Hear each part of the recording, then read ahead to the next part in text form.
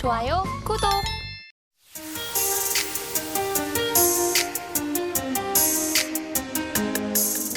이어서 종가 베팅할 섹터로 넘어가 보겠습니다. 먼저 이사님의 섹터부터 볼게요. 네. 의료 AI 섹터 가지고 오셨는데 오늘장에서 1%대로 상승을 하고 있습니다. 여기에 역시도 오랜만에 상승세가 나타나는 것 같습니다. 추세 어떻습니까? 일단 이슈가 있는 종목들 중심으로 해서 네. 조금 이제 반등이 나오는 것 같아요. 근데 의료 AI주 같은 경우는 숙제에 이제 흑자 전환, 네. 이 숙제가 있습니다. 그래서 그 부분을 이제 나와야 전반적인 분위기가 좀 괜찮아질 것 같은데 어쨌든 최근에 의료 AI 관련된 종목들 같은 경우는 미국 진출 소식이 있는 것들은 분위기가 좀 괜찮아지고 있다 보셔도 될 것 같아요. 그 중심에 JLK가 현재 그런 흐름을 보여주고 있다 보시면 될 것 같고요.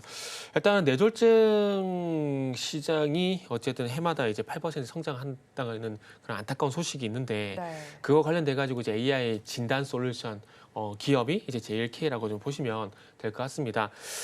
자사의 AI 솔루션인 JLK-LVO 요게 이제 미국 FDA 인허가를 신청을 했습니다. 그래서 아마 인허가를 획득하게 되면은 흑자 전환 속도도 아마 좀 빨라지지 않을까라는 그런 기대감들을 가질 수가 있을 것 같아요. 실적으로 미국 같은 경우 이제 라파드 AI 그리고 이스라엘의 비지 AI 이 두 기업이 있는데 미국의 라파드 AI 같은 경우는 세계 최초로 미국 FDA 승인을 받았고요. 받고 난 이후에 보험수가 적용이 되게 되면서 상당히 이제 미국 내에서 점유율을 많이 높여가고 있다라고 보시면 좋을 것 같아요. 그리고 이스라엘 비즈 AI 같은 경우도 매사추세츠 종합병원이라든지 이런 대형 병원분을 포함을 해서 800개 정도의 병원에 현재 솔루션을 공급을 하고 있어요. 이게 네. 다 돈이지 않습니까?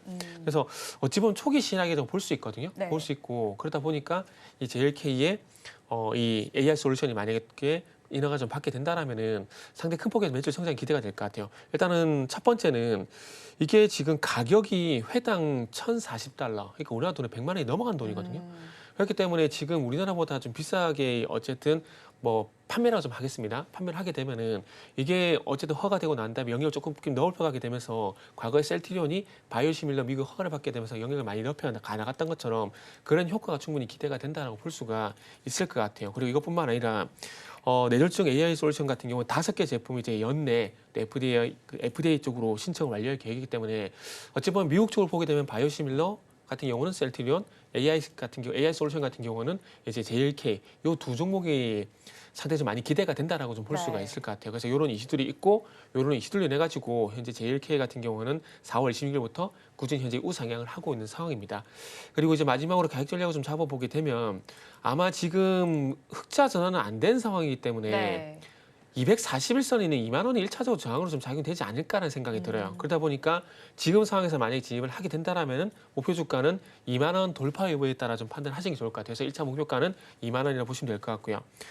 손절가는 14,500원 정도 설정하셔가지고 대응하시면은 뭐 좋은 결과 있지 않을까라는 말씀을 드릴 수 있을 것 같습니다. 네, 종가 베팅할 종목 JLK를 알아봤습니다. 이어서 본부장님의 종가 베팅 섹터도 알아보겠습니다. 애플과 관련된 쪽을 가지고 오셨습니다. 사실 오늘을 제외하고 나면 이제 이벤트가 한 열흘 정도 남아있는 시점입니다. 네. 자, 일정과 관련해서 이쪽 섹터 바라봐야 되는 거죠.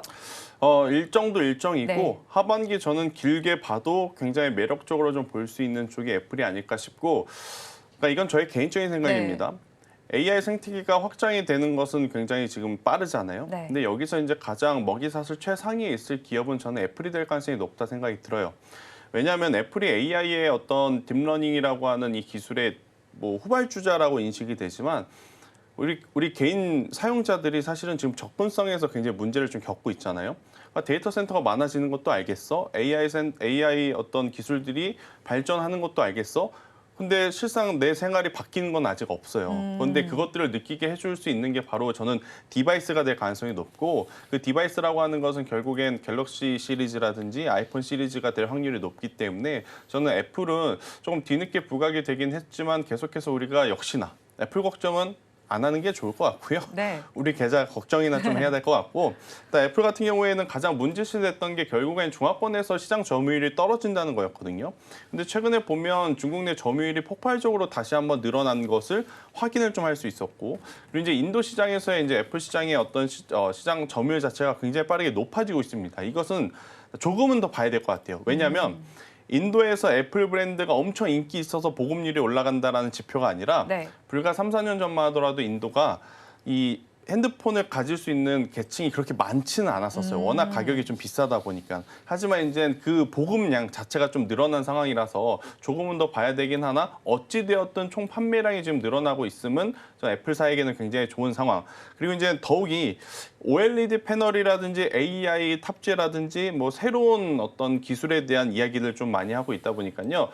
교체 시기에 따른 투자 심리를 조금은 촉진시킬 수 있는 요소들이 저는 많아서 애플 관련주들을 지금 위치에서 한번 보시는 것도 괜찮고 심지어 애플의 주가가 4월 달 들어오면서 엄청나게 반등을 해줬습니다. 네. 그렇기 때문에 관련주들 우리나라 기업들까지도 꼭 체크를 하셔야 된다는 의견 한번 드려보도록 하겠습니다. 그럼 애플 관련주 하면 저는 먼저 떠오른 게 LG 이노텍, BH 이런 종목인데 이 두 종목 중에서 고르는 거예요? 아니면 다른 종목으로 시선을 돌려볼까요?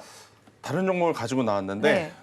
그 종목을 지금 보고 있자니 LG 이노텍을 할 걸 이런 생각이 드네요.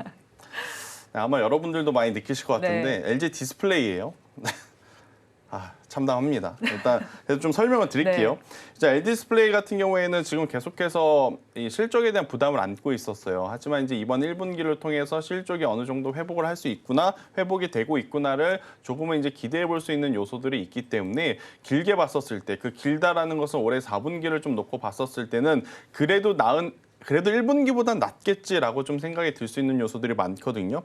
심지어 지금 애플에서 디스플레이 발주를 줄 때 삼성 디스플레이와 LG 디스플레이 쪽으로 좀 물량이 굉장히 많이 들어온 상황이다 보니까 당연히 실적적으로는 개선이 될 수 있고 그리고 수량도 늘었는데 면적도 늘었습니다. 그러니까 이 아이패드 혹은 맥북 이러한 제품까지도 지금 늘어난 상황이기에 저는 LG 디스플레이가 시간과의 싸움, 어떤 수급 공방의 싸움은 좀 지루하겠지만 그래도 지금보다는 더 나은 가격대를 좀 보일 수 있지 않을까라는 생각이 들어서 사실 LG 디스플레이는 시청자분들이 이미 기업 다 압니다. 아마 네. 그리고 제가 말했을 때 욕을 하실 것 같아요. 야, 지금 시기가 어떤 시기인데 너는 LG 디스플레이를 갖고 온다고 이렇게 얘기할 것 같은데 네. 그래도 보유하고 계신 분들의 가격대에 따라서 좀 매매 전략을 드려보면 네. 15,000원 이하에 가지고 계신 분들은 저는 지금 가격부터 추가 매수를 해도 괜찮다 생각이 들고 있고 또 없으신 분들은 현재 가격부터 천천히 매수를 좀 하시는 게 저는 좋을 것 같아요. 대신에 최근에 지금 저점이라고 할 수 있는 이제 9,700원 혹은 조금 더 낮게 잡아봤을 때 9,500원이라는 가격대가 이탈이 되게 되면 그때는 절반이라도 좀 리스크 관리를 하시는 게 맞을 것 같고 그렇지 않다면 올라왔을 때는 저는 1차적으로 목표가를 얼마를 잡아야 될까 고민을 많았는데 짧게는 12,000원을 보지만 조금 길게 투자를 한다라고 하면 저는 15,000원까지 어떤 상승세는 좀 기대해 볼 수 있다. 제가 여기서 기대하는 부분은 크게 두 가지입니다. 어차피 백색가전, 그러니까 TV 수요가 견고하다는 것을 1분기에 확인을 했고 올해 2분기, 3분기 올림픽 시즌이 있어서 아마 수요가 한 번 더 늘어날 거예요. 네. 그러니까 당연히 일시적이긴 하겠지만 하지만 그래도 실적에 대한 개선세를 좀 기대해 보기에는 굉장히 좋은 뉴스일 것 같고 이제 두 번째 같은 경우에는 OLED 탑재율이 높아지고 있고 지금 OLED를 개발한 지 벌써 수년 동안 시간이 흘렀습니다. 당연히 예전보다 수율이 더 높아진 상황이기에 저는 조금은 더 마진율에 대한 개선세를 좀 확인을 할 수 있기 때문에 LG 디스플레이는 2만 원대 갖고 계신 분들은 아직 추가 매수를 하면 안 될 것 같고요. 네. 15,000원 이하에 갖고 계신 분들은 제 이야기에 공감이 가시면 한번 그렇게 트레이딩 전략을 짜보시는 것도 나쁘지 않다는 의견을 드려보도록 하겠습니다.